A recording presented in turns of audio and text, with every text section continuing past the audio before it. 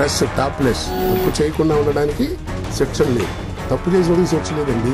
ఇంకా భారతదేశం ఈ శుక్రవారం రాత్రి 8 గంటలకు కమాన్ ఇండియాలో అగ్రిగోల్డ్ కమాన్ ఇండియా మీకు సమర్పిస్తున్న వారు అగ్రిగోల్డ్ హైలాండ్. సహ సమర్పణ ఆంధ్రప్రదేశ్ రాజస్వ గృహ corporation limited, fortune infra butterfly city, associate sponsor Janapriya engineer syndicate, radio partner 93.5 red FM. వినండి వినండి ఉల్లాసంగా ఉత్సాహంగా. తెలుగు టెలివిజన్ చరిత్రలో మొట్టమొదటిసారిగా థాయిలాండ్ లో తెలుగింటి ఆడపడుచులతో కమ్మని థాయ్ వంటకాలు. శ్రీమతి ఎయిర్లైన్స్ ప్రతి ఆదివారం ఉదయం 11:30 గంటలకు, తిరిగి గురువారం మధ్యాహ్నం 12:30 గంటలకు. ఈ కార్యక్రమాన్ని మీకు సమర్పిస్తున్న వారు ఎక్స్ట్రాగెయిన్ హెర్బల్ హెయిర్ ఆయిల్. అందం, ఆనందం, ఆత్మవిశ్వాసం ఎక్స్ట్రాగెయిన్ తో మీ సొంతం. ఈ బులెటిన్ ను మీకు సమర్పిస్తున్న వారు సొంతింటి స్థలం కోసం మా అందరి చాయిస్ బృందావనం. మరి మీ చాయిస్?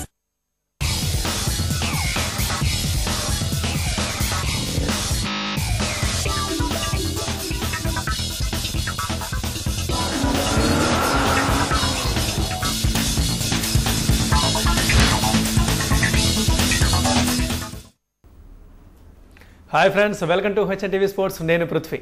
అనుమానాలన్నీ పటాపంచలయ్యాయి. కోటి గొంతుల్లో ప్రతిధ్వనించిన జయహో అన్న నినాదాలు ప్రేరణనిచ్చాయో, దేశాధినేతలు చూస్తున్నారన్న ఉత్సాహమో, లేక సచిన్ కు కప్ అందించాలన్న లక్ష్యమో, ఏమైతేనేమి మరోసారి దాయాది సమరంలో భారత్ అదరగొట్టింది.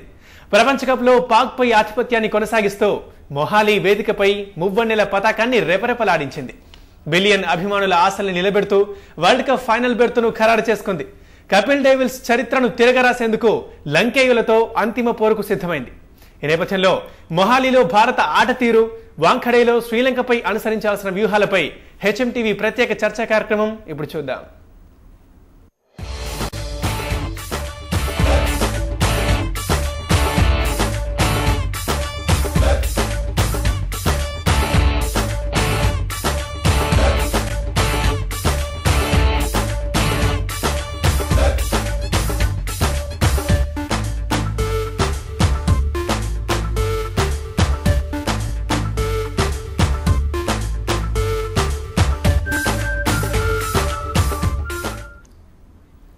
ఈ చర్చలో మనతో పాటు పాల్గొనడానికి ఈరోజు మనతో పాటు ఉన్నారు తేజారెడ్డి గారు, ఈ స్టూడియోలో ఉన్నారు. అలాగే శ్రీనగర్ కలిగిన స్టూడియోలో వెంకటేష్ గారు, నరేందర్ గారు, కృష్ణ గారు, ఈ ప్రముఖ స్పోర్ట్స్ అనలిస్టులు అందరూ ఉన్నారు. వీళ్ళతో పాటు చర్చ ముందుగా కొనసాగిద్దాం. తేజ గారితో మాట్లాడదాం. తేజ గారు హాయ్ అండి, వెల్కమ్ టు షో. అలాగే అందరికీ నమస్కారం అండి. నరేందర్ గారు, కృష్ణ గారు, వెంకటేష్ గారు.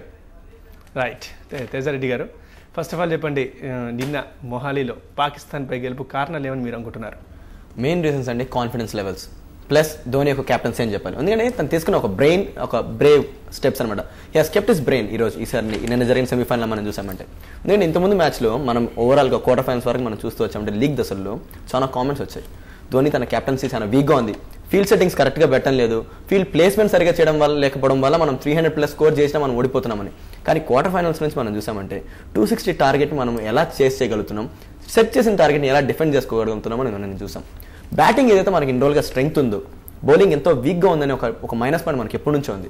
కానీ నిన్న మ్యాచ్లో మనం చూసామంటే ద బౌలర్స్ ఆర్ పర్ఫార్మింగ్.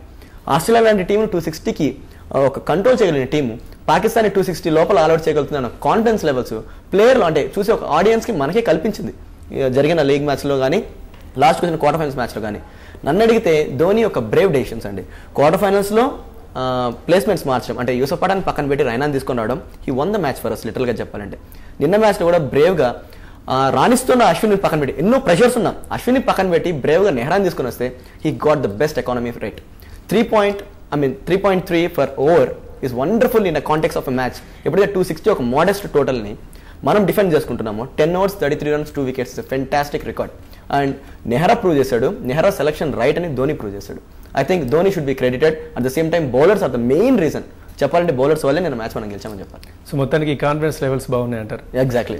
ఇక రైట్, ఇక వెంకటేష్ గారి దగ్గరికి వెళ్దాం. వెంకటేష్ గారు, మీరు చెప్పండి, అసలు పాకిస్తాన్ మ్యాచ్ కు ముందు అలాగే ఇప్పుడు కూడా అంటూ ఉన్నారు భారత్ తప్పకుండా గెలుస్తుంది, భారత్ కప్ అని కూడా అంటున్నారు. అంటే వివరంగా దేశభక్తి అనుకోవచ్చా, లేదా నిజంగా భారత్ కి అర్హత ఉందా? మీరేమంటారు? దేశభక్తి కాదండి, ఎందుకంటే ఈవెన్ బుకీస్ కూడా ఇండియాకే ఎక్కువ మొగ్గు చూపుతున్నారు. సో ఏ జట్టుకి ఎక్కువ అవకాశాలు ఉంటాయి, అందులో ఉపఖండంలో జరుగుతుంది, హోమ్ అడ్వాంటేజ్ అనండి, లేకపోతే ఇక్కడ పిచెస్ మనకు సూట్ అవడం, లేకపోతే ఇండియాకున్న స్ట్రాంగ్ బ్యాటింగ్ లైనప్, ఇవన్నీ చూసిన తర్వాత ఈ ఇంప్రెషన్ ఎవరికైనా కలుగుతుంది. కేవలం మనం దేశభక్తితోనో లేకపోతే మన ఆకాంక్షతోనో చెప్తున్న మాటలు కదా ఇది. And India is proving also. మనం టోర్నమెంట్ బిగినింగ్ నుంచి కూడా everybody was backing India as hot favourites. అల్టిమేట్గా ఏమైందంటే ఆ ఇండియా తన వర్త్ను ప్రూవ్ చేసుకుంటుంది. Okay, it's a very good sign. ముఖ్యంగా పాకిస్తాన్ని ఓడించడం, అంతకుముందు ఆస్ట్రేలియాని ఓడించడం ఇండియాకి ఏంటంటే అంత ఈజీగా లేదు మొదటి నుంచి. ఈ గ్రూప్లో కూడా మనది టఫెస్ట్ గ్రూప్. మన గ్రూప్లో ఉన్న చిన్న దేశాలు, ఆ చిరు దేశాలు కూడా బంగ్లాదేశ్ కానీ, నెదర్లాండ్స్ కానీ, ఐర్లాండ్ కానీ ఇవన్నీ కూడా అవి చాలా డేంజరస్ టీమ్స్. అలాగే మన గ్రూప్లో ఉన్న ఇతర టీంలు ఇంగ్లాండ్ కానీ, సౌత్ ఆఫ్రికా ఇవన్నీ కూడా గట్టి టీంలు. So India had a very rough passage to the final. But still అన్ని మ్యాచ్లు అన్ని హర్డిల్స్ దాటుకుంటూ వచ్చింది. అందులోనూ స్క్రూటినీ బై మీడియా అన్నిటికంటే ముఖ్యం ఏంటంటే ప్రతి ధోని చేసిన ప్రతి నిర్ణయాన్ని శల్య పరీక్ష చేసి చీల్చి చెండాడి అన్నీ చేస్తున్నా కూడా ఫిక్సింగ్ యాంగిల్స్ వచ్చినాయి, అన్ని రకాలు వచ్చినాయి. అన్నిటినీ కూడా ఎదుర్కొని ఎన్ని హర్డిల్స్ దాటుకొని ఇండియా ఫైనల్ రావడం, that is the beauty of it.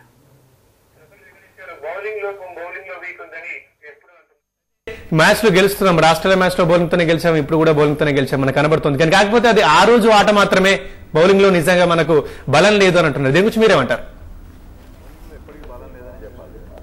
దాంట్లో అది ఒప్పుకోవాల్సిన దాచేస్తే దాగని సత్యం. అది ఏంటంటే మన బౌలింగ్ ఎప్పుడు బాగుంటుందంటే when you get a wicket some help for the bowlers. Out and out flat wicket మీద మన బౌలర్స్ ఫెయిల్ అవుతారు. మీకు ఒక మ్యాచ్ చెప్తాను నేను. రాజ్కోట్లో India Sri Lanka played one day match. India scored more than 400 runs. But అది డిఫెండ్ చేయడానికి అతి కష్టం మీద అని అనుకోవడం 3-4 పరుగుల తేడాతో 3 పరుగుల తేడాతో we are able to scrape through. So అలాంటి పరిస్థితి ఫ్లాట్ వికెట్ మీద even today our bowlers are very weak. నిన్న ఏం జరిగిందంటే ఆ పిచ్లో there was some purchase for spinners, అలాగే పేస్ బౌలర్స్ కూడా కొంత హెల్ప్ ఉంది. దానివల్ల ఏంటంటే మన bowlers they bowled with lot of discipline. మీకు 37th ఓవర్ వరకు ఒక్క వైడ్ కూడా రాలేదు. సో అలాంటి ఒక డిసిప్లిన్ అనేది మనకు అక్కడ కనిపించింది. దానివల్ల our bowling looked effective. But still we have a weak bowling side which had no pace. Spinners they don't know how to take wickets, they don't turn the ball much. So అలాంటి నేపథ్యంలో మనకి bowling వీక్గానే ఉంటుంది. బాంబేలో కూడా వీలైతే మనం ఒక bowler friendly wicket చేసుకోవాలి.